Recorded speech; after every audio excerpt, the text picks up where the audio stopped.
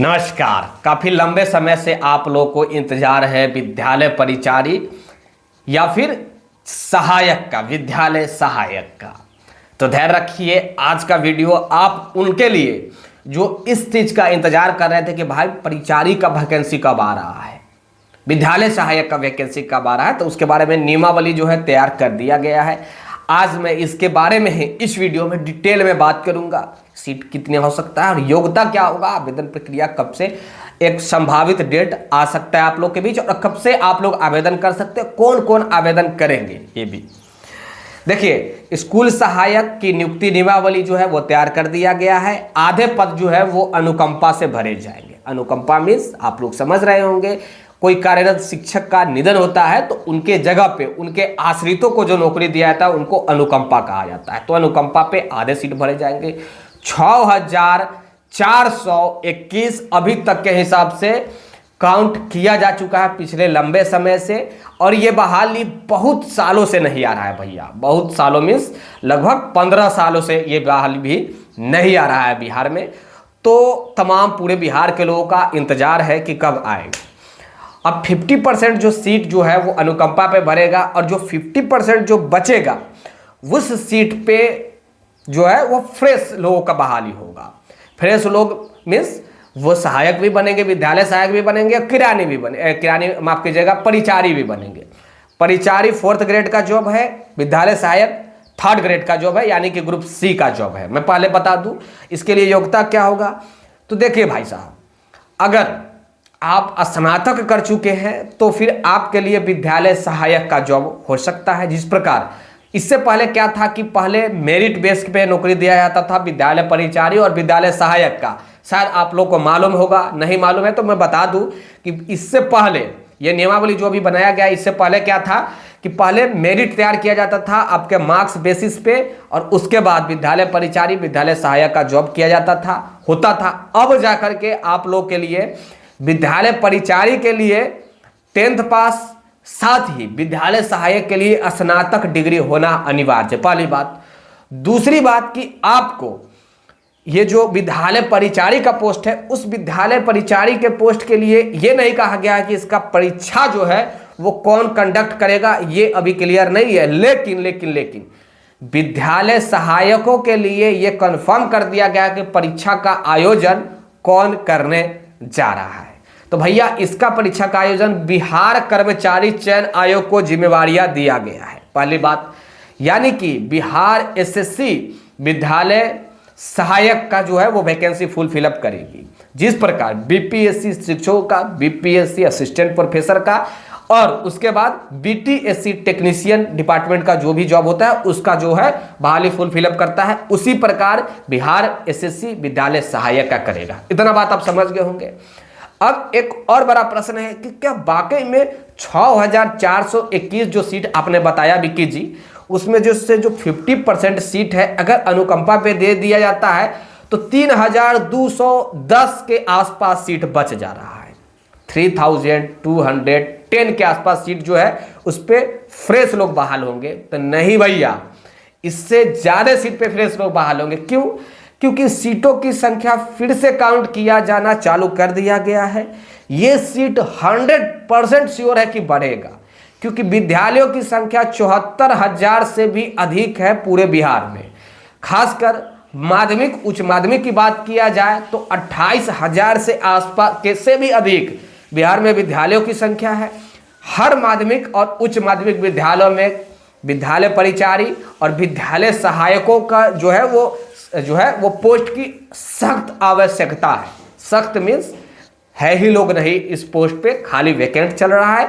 और मास्टर साहब जो है वो क्लर्क का काम कर रहे हैं, मास्टर साहब जो है वो चपरासी का भी काम कभी कभी कर रहे हैं, यानी कि पानी लेकर के एक दूसरे के पिलाने का भी काम कर रहे हैं। तो 4th ग्रेड का भी काम आजकल मास्टर साहब ही कर रहे हैं। वैसे शिक्षकों की संख्या अधिक हो गया है बिहार में, इसमें कोई दो मत वाली बात नहीं है। बहुत अच्छा रिक्वायरमेंट किया है बीपीएससी ने।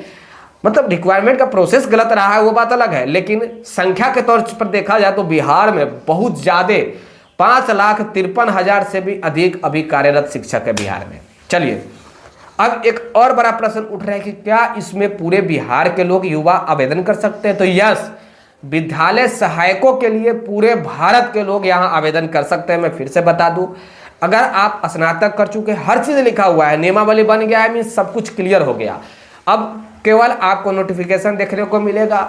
जून में ही आपको नोटिफिकेशन इसका आने की एक संभावना है। मैं फिर से बता दूं, पूरी उम्मीद है कि जून में इसका नोटिफिकेशन आ जाएगा जून में, तो और अच्छा बात है। उसके बाद आप लोग को 2 प्रकार के परीक्षाएं देना होगा, एक विद्यालय परिचारी के लिए और एक देना होगा विद्यालय सहायक के लिए। फिर से बता दूं, विद्यालय परिचारी के लिए कौन सा एजेंसी परीक्षा लेगा ये क्लियर नहीं है, लेकिन विद्यालय सहायक के लिए कौन सा एजेंसी परीक्षा लेगा ये क्लियर हो गया है। मैं फिर से बता दे रहा हूं, बिहार कर्मचारी चयन आयोग उसका परीक्षा लेगा। ग्रुप सी का क्लर्क, विद्यालय सहायक को क्लर्क भी कहा जाता है, तो क्लर्क का पोस्ट के लिए, तो इसमें मेरे हिसाब से आवेदन अगर देखेंगे तो 20 लाख से भी ज्यादा आवेदन गिरेगा भैया। क्यों? क्योंकि यहां केवल स्नातक का डिग्री मांगा गया है, क्लर्क का पोस्ट है।